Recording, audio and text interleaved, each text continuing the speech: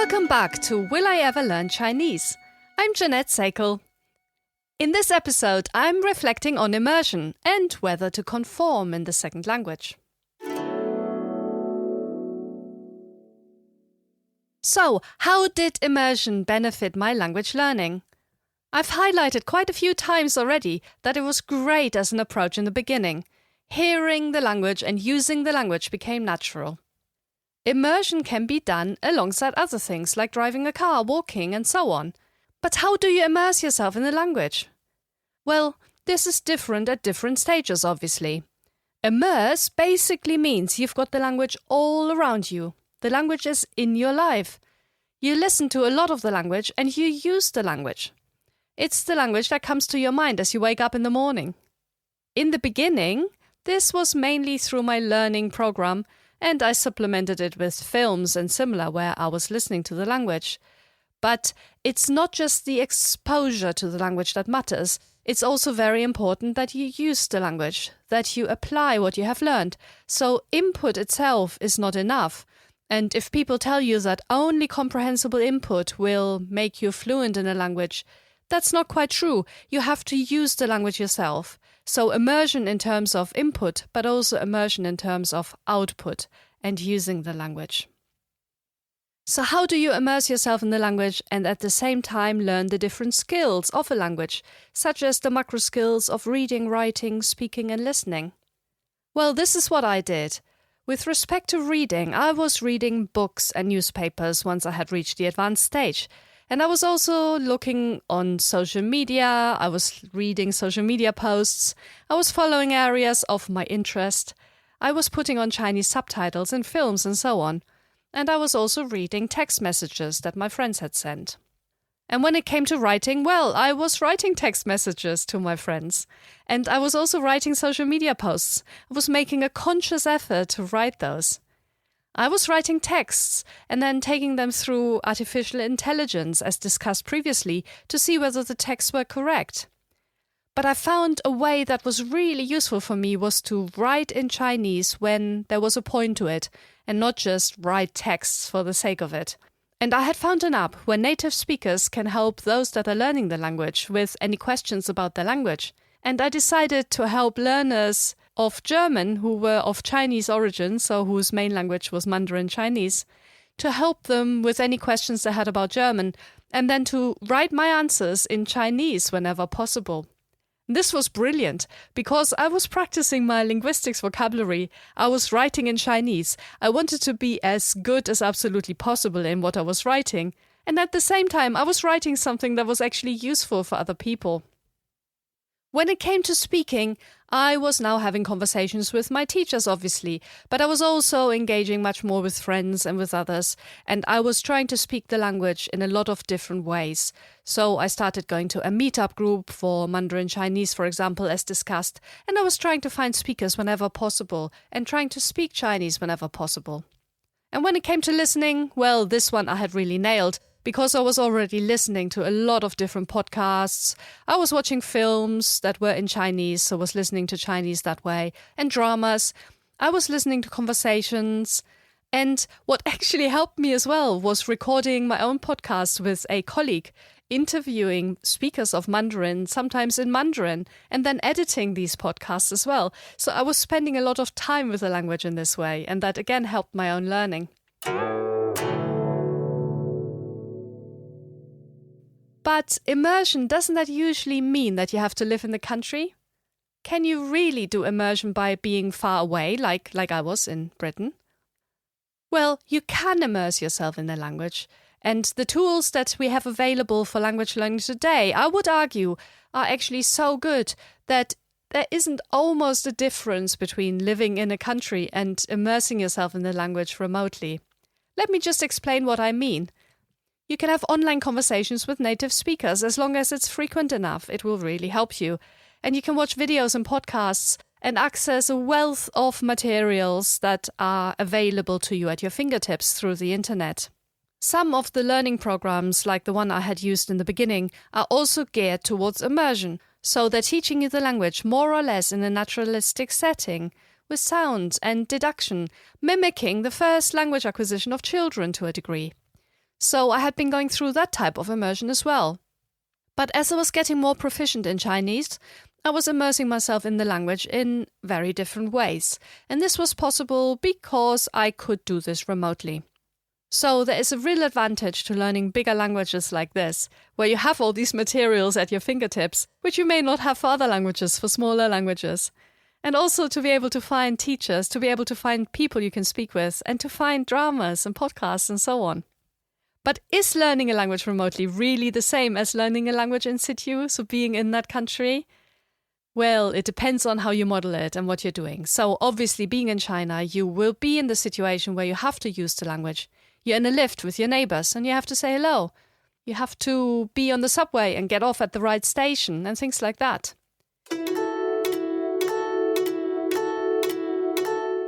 How did I go about immersing myself in Chinese remotely? What did my day look like?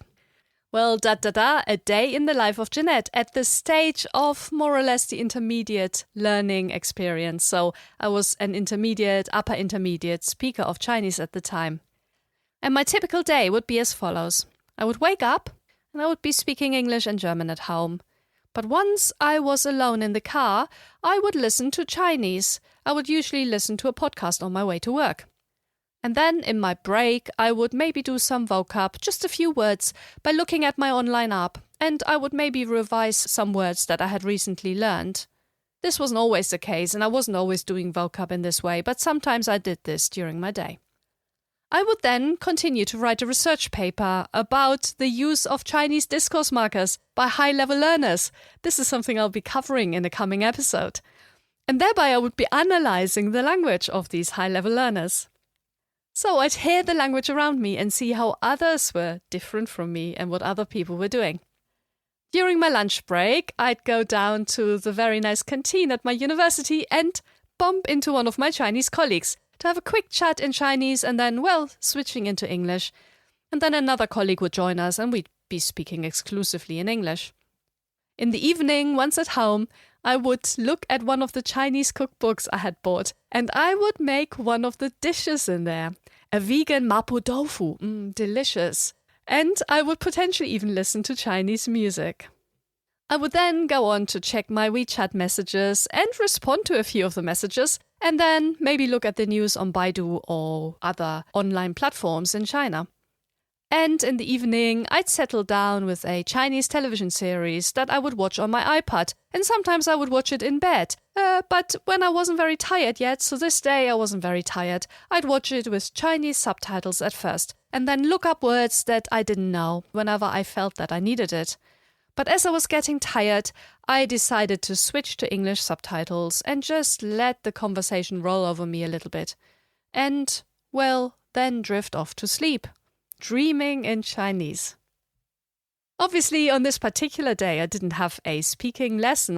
I didn't talk to a teacher, but I was doing this often, sometimes twice a week.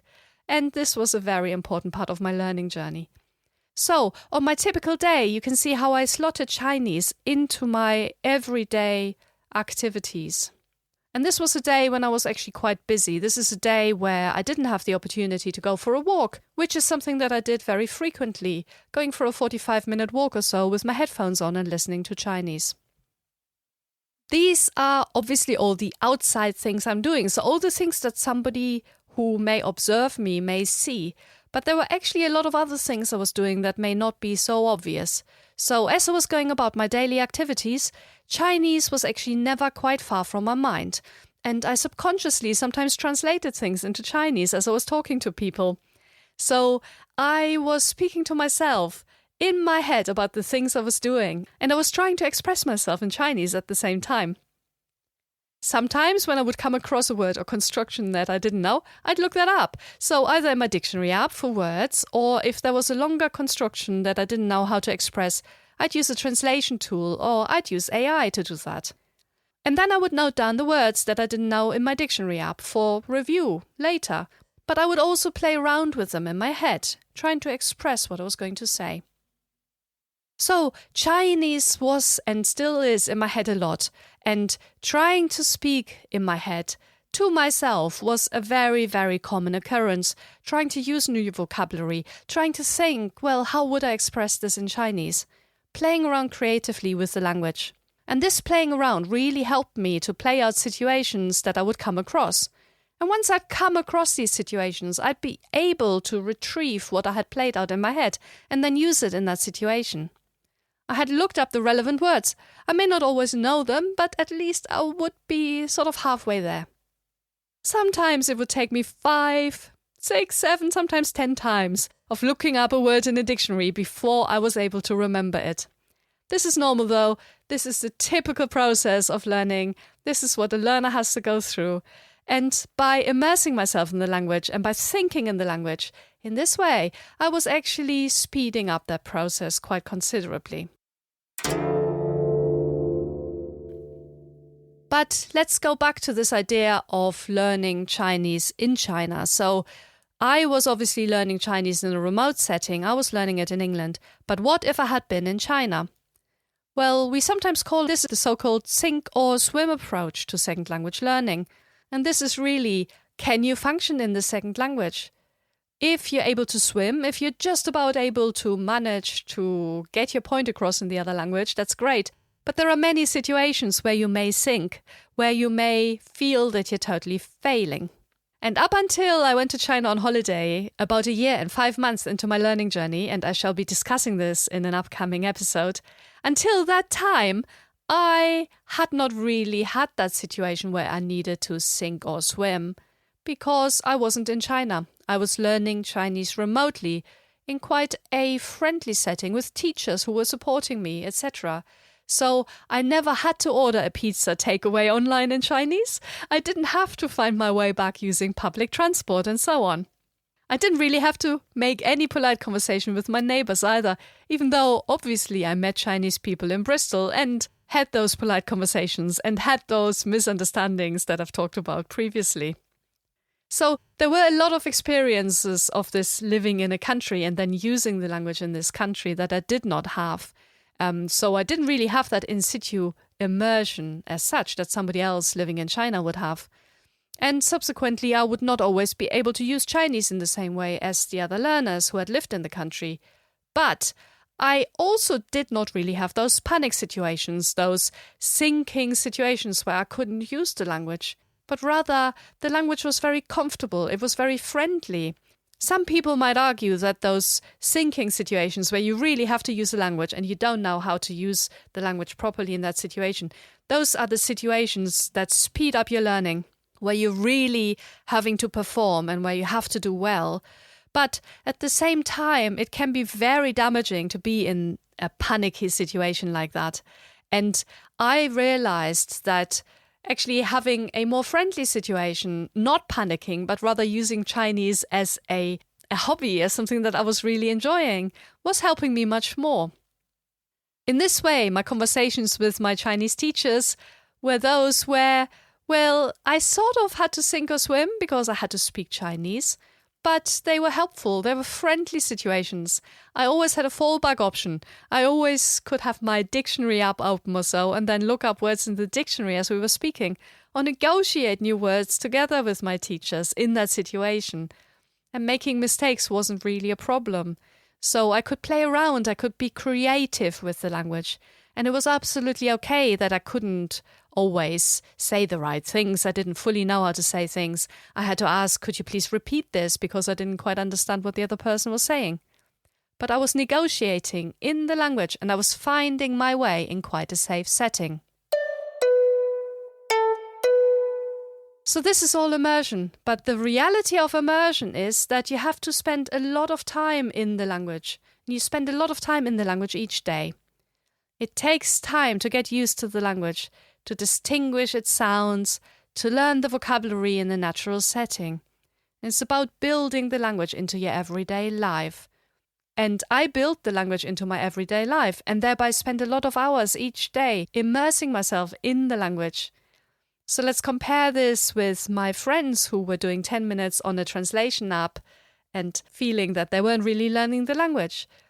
So there is a big difference in the time effort here where through immersion you're learning a language, and you can learn a language quickly. Through 10 minutes each day, you're learning a little bit each day, but this is not immersion, and you're not going to learn the language in the same way as someone who is spending a lot of time in that language. So as I was immersing myself in the language, what really appealed to me in a way was this reimagining of myself. The language was changing me. I learned new things, but I was also reimagining my persona somehow. And as I talked about before, it was very important for me when I first moved to Denmark to speak very good Danish. Obviously, there were those comments made by my university lecturer and so on. But I also encountered a fair bit of prejudice because I was a German and there is some prejudice towards Germans in Denmark. And I also had decided to stay in Denmark for the rest of my studies, so improving Danish was really important to me at the time. And when I got things wrong slightly, I would really beat myself up over it. Why did I make this mistake? Why did I not pronounce this word correctly? And so on. And I would really ensure that next time I wouldn't make the same mistake again. So conforming was incredibly important to me when I lived in Denmark, and I worked all the time to achieve this goal. This was really a main focus as I was living in Denmark. I wanted my Danish to become native-like. At the same time, I also learned a lot about Danish culture, and I had a similar approach to Danish culture. I learned to sing the songs that my friends had learned in primary school because they would come up in social situations, and when I didn't know the songs, I would immediately stand out as a foreigner. I made sure that I knew all of the cultural references that my friends were having, and I could respond in the right way. I eagerly soaked up all of this new knowledge. This is the only time I ever learned a language and culture pairing to this level.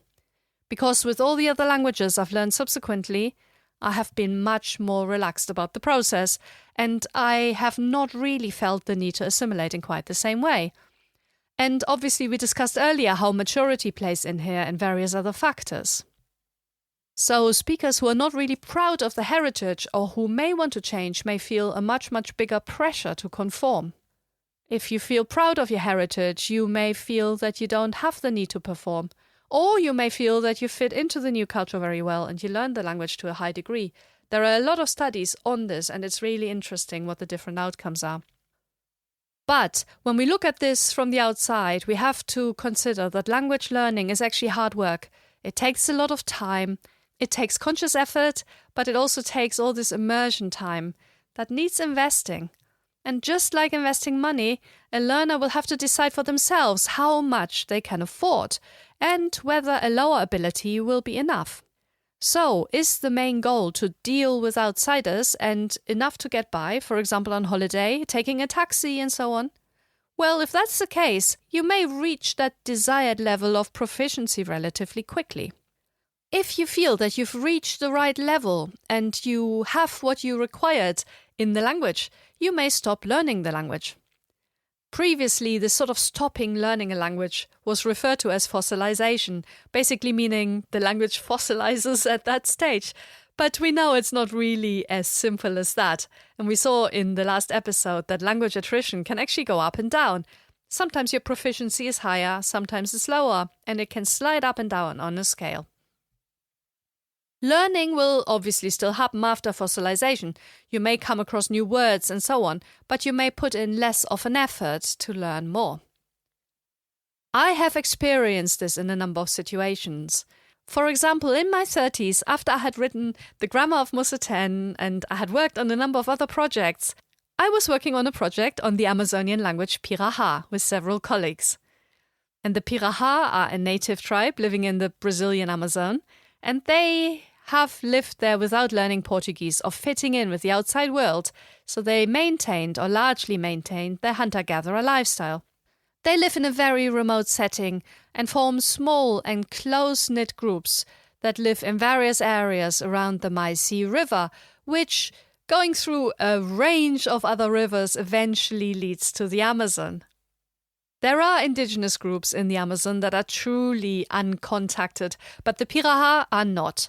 They have regular contact with employees of FUNAI, which is the National Indian Foundation in Brazil, And they also have healthcare workers and occasionally outside traders coming to the area. And of course also linguists, one of who is my colleague Dan Everett, who facilitated my visit to the Piraha in the first place.